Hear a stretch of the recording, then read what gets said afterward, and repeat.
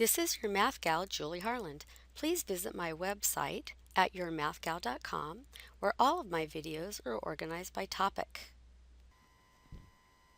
All right, we're going to continue with our work finding roots of a polynomial equation, and we're going to learn the rational roots theorem. So let's take this problem. Find the roots of 6x squared plus 5x minus 4 equals 0. So since this is a quadratic equation, it's not too hard. We can factor. Well, we try to factor. That's the easiest way. You could also use the quadratic formula to find the solutions.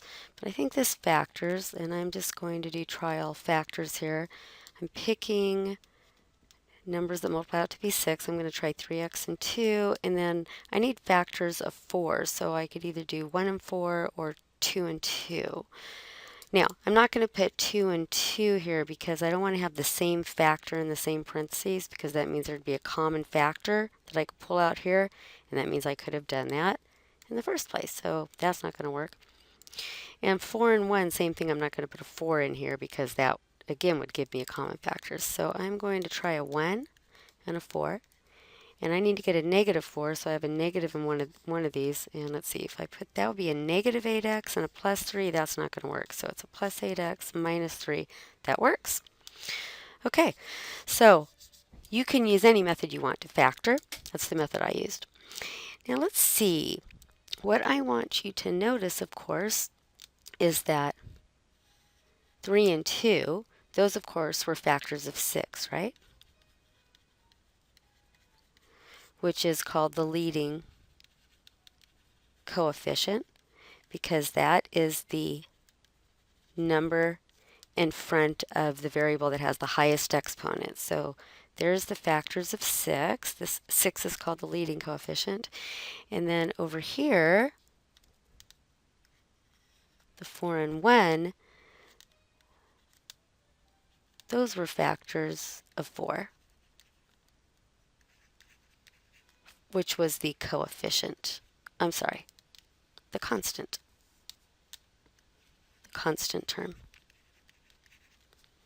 Okay, so if I were going to finish solving this, I have to set each factor equal to 0. So 3x plus 4 equals 0, or 2x plus 1 equals 0. We have 3x equals negative 4, and then we divide by 3.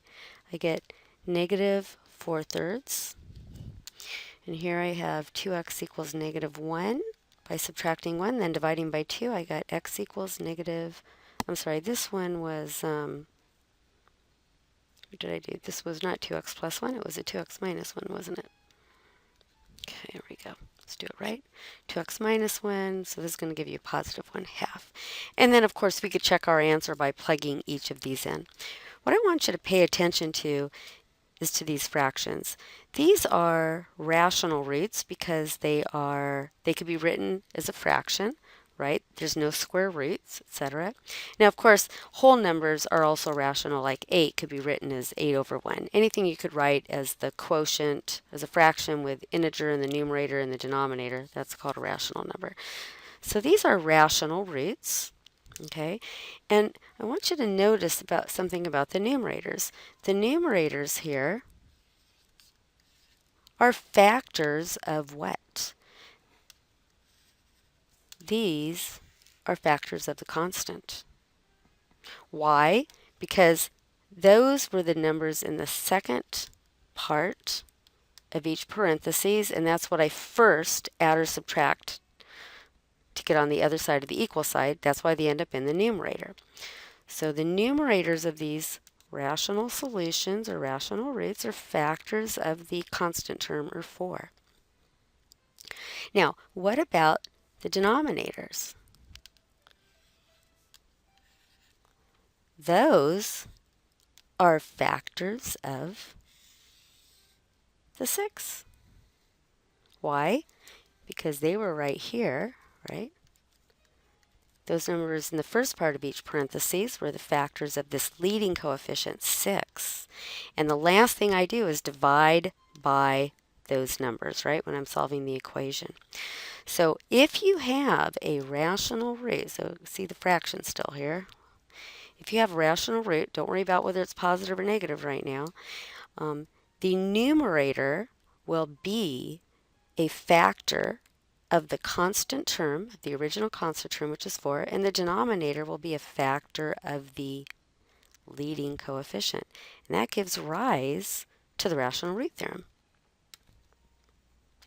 All right, here's the rational root theorem. I'm trying to put it in words that are easy to understand. If a polynomial equation has integer coefficients, so we don't have any weird coefficients like square root of 3, and P over Q is a rational solution, and remember, another word for solution is root, okay? Then P, the numerator, is a factor of the constant, and I mean the constant term, and a Q is a factor of the leading coefficient. So for instance, if you have some polynomial, a sub n, x to the n, so what that means is this might be x cubed, right? And this might be the coefficient in front of the x cubed term, and then going down in order until you get this constant, which I'll just put a sub 0. Then if P over Q is a rational solution, remember if I mean root, then P, the numerator, is a factor of a sub 0, and Q, the denominator, is a factor of a sub n. So let's see how that worked on our last problem. So this was the problem we did, find the roots of 6x squared plus 5x minus 4 equals 0. And what it's saying, if these are rational roots or solutions, which they are, right? No square roots or anything strange going on, we're not paying attention to whether it's positive or negative, then the numerators will always be factors of the constant term. So 4 and 1 are the numerators, they're both factors of 4. And the denominators, 3 and 2, will always be factors of 6, and that certainly is true. So we know how to solve this equation and find the rational roots. In fact, find all the solutions. But let's say the question was list the possible rational roots. In other words, what are the possibilities? So the possibilities is the numerators have to be factors of 4, and the denominators would have to be factors of 6. These are going to give me all the possibilities, and they could be positive or negative. So let's see. If I were going to list those out, the possible numerators could be plus or minus 1, plus or minus 2, or plus or minus 4, and the denominators could be plus or minus 1, plus or minus 2. In fact, I'm going to take out the plus or minuses to make this even simpler at the moment. 3 or 6. Those are all the possibilities. So you have to list all these possibilities. In other words, the numerator could be a 1 over any of these denominators, or a 2 over any of these denominators, or a 4 over any of these denominators, and they could be positive or negative. So let's list them all out. So we could do the positive and the negative. So let's do 1 over all the denominators first. So we could have 1 over 1 or negative 1 over 1, right? Positive or negative. We could have 1 over 2 or negative 1 over 2. 1 over 3 or negative 1 over 3. 1 over 6, negative 1 over 6. I've just listed all the possible ones where 1's in the numerator, and that's what the denominator might be. Now, what if the numerator is 2? That'll work over any of these. So I could have 2 over 1, 2 over 2, 2 over 3, 2 over 6. So 2 over 1 or negative 2 over 1. 2 over 2 or negative 2 over 2. Now notice 1 over 1, when I reduce it, is 1, and 2 over 2. So I'm kind of repeating myself. Do you notice that? So we're not going to list all these in the end. Anyway, let's keep going. How about 2 over 3 or negative 2 over 3? 2 over 6 or negative 2 over 6? Now do you see some repeats here? 1/3 and 2/6 are the same. So I'm going to highlight these ones that are repetitious here.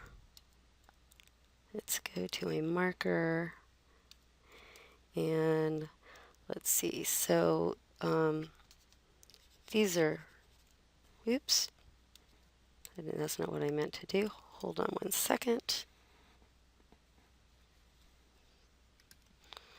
Okay, here we go. So highlighting them. Okay, that's already there, and that's already there because that's the same as those. And then we also have 2, 6 and negative 2, 6. Those are already there. So I'm not going to repeat those in a second. So let's go back. Let's keep going. All right, so we've done 2 over all those. Now we have to do 4 over all those. So we've got 4 over 1 and negative 4 over 1, 4 over 2, negative 4 over 2, 4 over 3, negative 4 over 3, 4 over 6, negative 4 over 6. And you might notice that 4 over 2 is the same thing as 2 over 1, so you don't really need to repeat that either. So let's go ahead and, let's see, we're going to change this to an extra thick marker.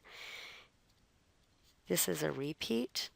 Okay, let's see, 4/3, I don't have that anywhere, but 4/6, that's the same as 2/3, so, okay. Wow, so there's a lot of possibilities. And these can be reduced, so let's go through and just write 1 over 1 and negative 1 over 1 as 1 and negative 1. 1 and negative 1 are possibilities. Let's just reduce everything. 2 over 1 and negative 2 over 1, I could just simply write that as 2 and negative 2. Same thing for 4 and 1. So as you can see, this is how many possibilities there are. 1, 2, 3, 4, 5, 6, 7, 8, 9, 10, 11, 12, 13, 14, 15, 16. And you know what?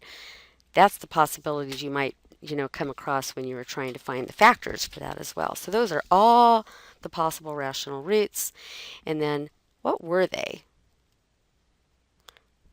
The answers was negative 4/3 and 1/2. And so our answers are in here. Negative 4/3 and 1/2 were amongst the possible rational roots. Now, when you can factor and find them, it's awesome. Okay, that's perfect. But sometimes you don't know, you're unable to factor, and you have to just try to find the solutions a different way. And that's what we're going to be going over in the next video. But for now,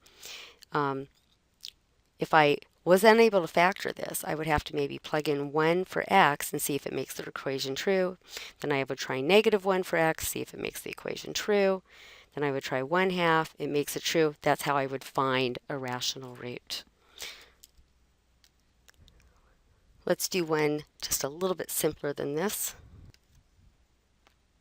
All right, so we've got list all the possible rational roots of 2x cubed minus 5x squared plus x minus 5. So if there are any rational roots, and there might not be any, we can at least determine what they might be if there are any. So by taking the factors of the coefficient, that's in the numerator, so the factors of 5 over the factors of the denominator, which are 2. And so that gives us, well, the factors of 5 are either 1 or 5. The factors of 2 are either 1 or 2. Now, the way I did it in the previous example, I first did 1 over every number in the denominator, and then I did the next thing over everything in the denominator. Instead, you could do everything in the numerator over the first denominator, everything in the numerator over the second denominator. It doesn't matter. I'm going to do it that way here. So the possibilities, I'll do each one in the numerator over the 1. So that'll either be a 1 or a negative 1, right? 1 over 1 is 1, and 5 over 1 is 5, or it could be negative. So I've done 1 over 1, I've done 5 over 1, positive or negative 1. Now I'm going to do both of these ones in the numerator over the 2. So it could be 1 over 2, positive or negative, or it could be 5 over 2. And so these are all the possibilities. Just did it a little bit differently. I come up with these 8 possibilities. So if there are any rational roots, they'll be one of these numbers. And if there are no rational roots, then it's going to be harder to find the solutions to that. All right. So go on to the next video. And please visit my website at yourmathgal.com, where all of my videos are organized by topic.